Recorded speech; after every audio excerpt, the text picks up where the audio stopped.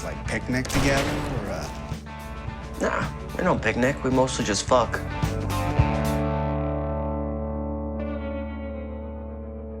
Ian is driven. He's sensitive. He's incredibly strong, both emotionally and physically. And he's determined to be the best he can be. He loves his family so very dearly. He's incredibly loyal to them. That being said, he also wants a better life. He wants to achieve something, and he has a goal, and he'll work towards it. Ian really knows himself and knows what he wants, and I think that is a big difference between him and the rest of the Gallaghers.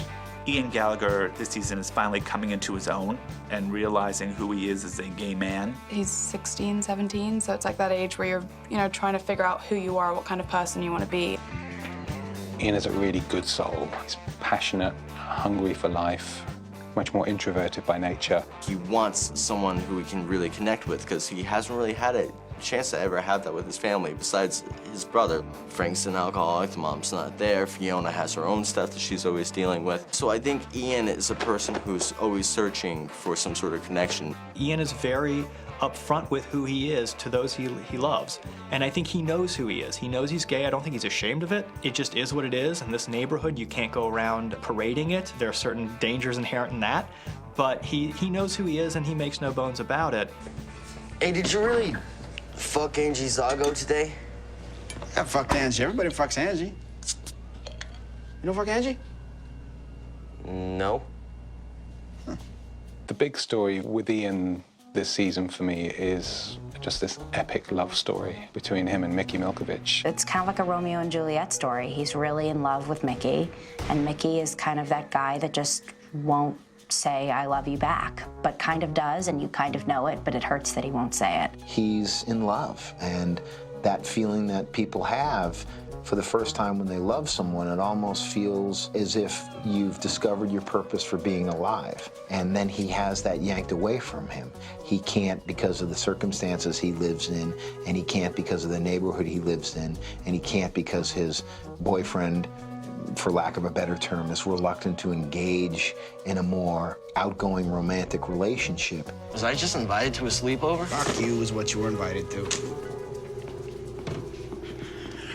With Ian and that need to connect with Mickey, I mean, one could directly correlate that to that lack of parental affection. He's a character that needs to be adored. He needs love, and he's looking for it. He's hungry for it. It makes him a great romantic. It's some of the best writing, and perhaps the most courageous writing in the show, to write truthfully about this young man finding his way in the world of being a gay man.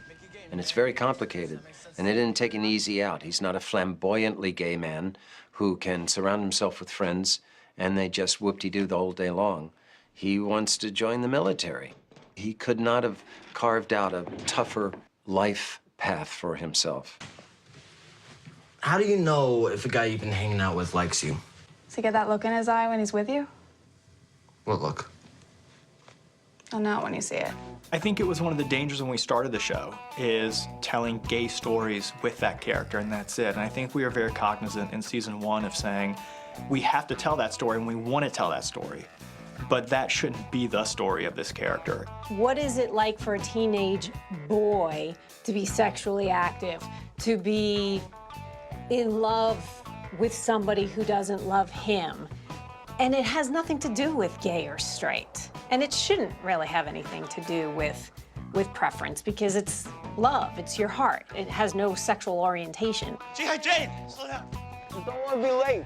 It's preposterous to have, the character who's defined by being gay and maybe dresses flamboyantly and flounces down the pavement in true cliched 1970s sitcom style. Of course, we're not going to do that. The character is an extraordinarily important part of the fabric of the family and the matrix of support that family have designed for one another. He is definitely the more sensitive. I suppose we could draw that stereotype in there. He's also the most kind of upright, has the straightest moral compass. Oh, come on. Just take it. I sort of have a boyfriend. Well, I sort of have a wife.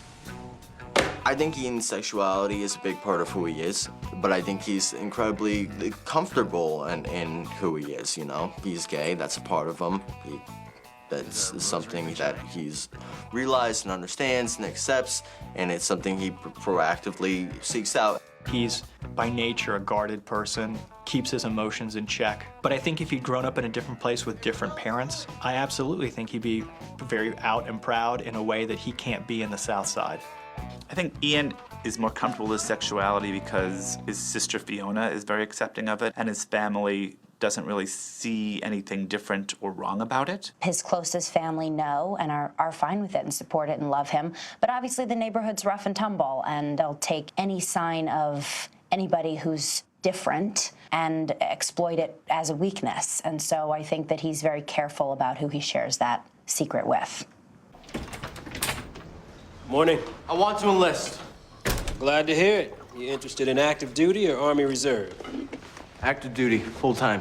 That character is seeking order in the universe more than anybody else. I think the other characters embrace the chaos of their environment more readily than Ian does. Ian wants the world to be just and correct and have order in it. There are other things boiling underneath the surface with him, and I don't think he's able to express those things. I don't think he even quite understands them yet.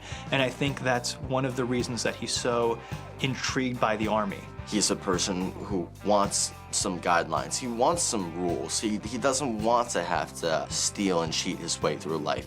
He wants to be able to take the straight and narrow, but he hasn't been able to do that yet just because of his circumstances. He needs to get out of that neighborhood to find that balance, to find that home for himself where he can not only be himself, but where he can succeed. He's not the smartest one. He's not Lip.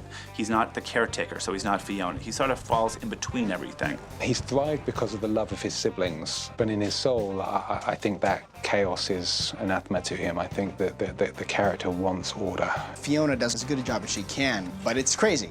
The Gallaghers are an insane family, almost as insane as the Milkoviches. And the military is a good option, especially for kids in that economic grouping.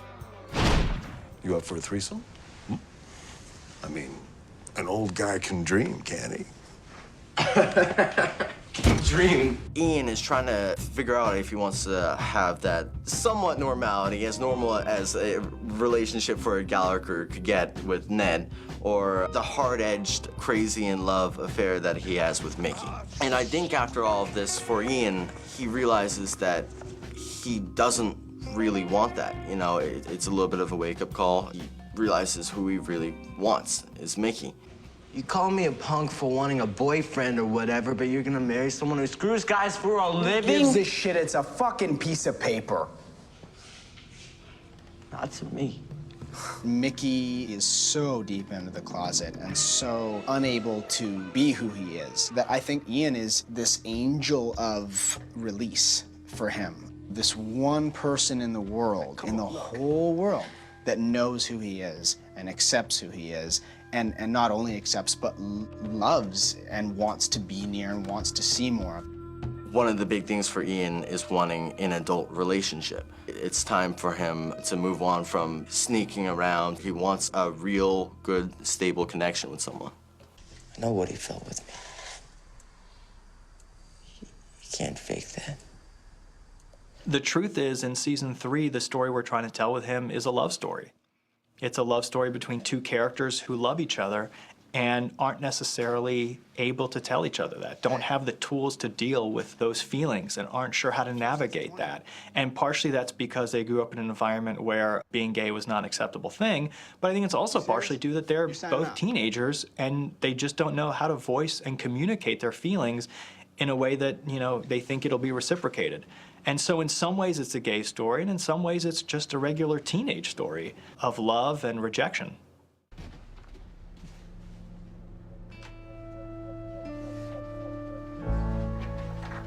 Hey, little man. What I most enjoy about playing Ian is playing his relationships with his siblings. There's so much love that he has for his family. Joining the Army would mean leaving, and leaving his family. And that's very un-Gallagher-like because his family is very close. And so it's going to be very interesting to see how that plays out.